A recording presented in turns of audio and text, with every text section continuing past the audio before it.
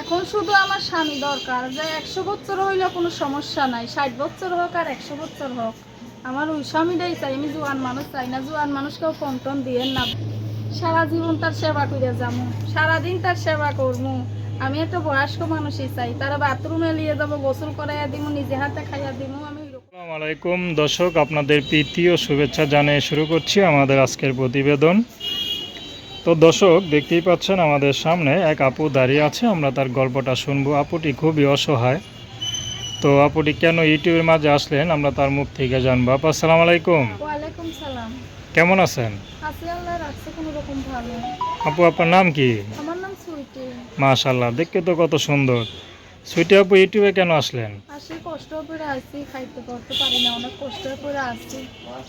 খাইতে পড়তে পারেন না কেন? মুখে কি ঘা হয়েছে? মুখে ঘা নাই, সেলাই মেশিনের কাজ করতাম, তাও এখন বন্ধ হয়ে গেছে, এখন আর কাজটা করতে পারি না। আর বয়স হয়ে যাইতেছে, কেউ বিয়েও করে না যৌতুকের জন্য। মানে আপনার এই বয়সে এখনো বিয়ে হয় নাই? না, বিয়ে কেউ করে না। মানে কেন?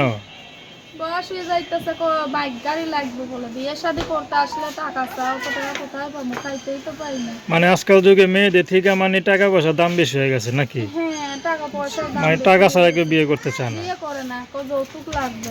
আচ্ছা আচ্ছা, তো কেমন খারাপ লাগে না? খারাপ লাগে।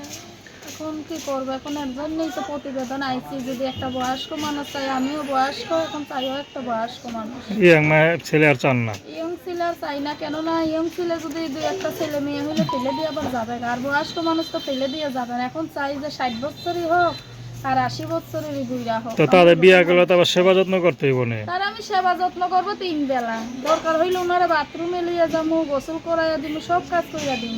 আচ্ছা আচ্ছা, মানে সব কোনো কমতি রাখবেন না আর কি? না, খালি 2 বেলা খাইতে মানে পড়তে। তারপর আপনার একটা স্বামী দরকার নাকি? হ্যাঁ। আচ্ছা, তো নাম কি বললেন?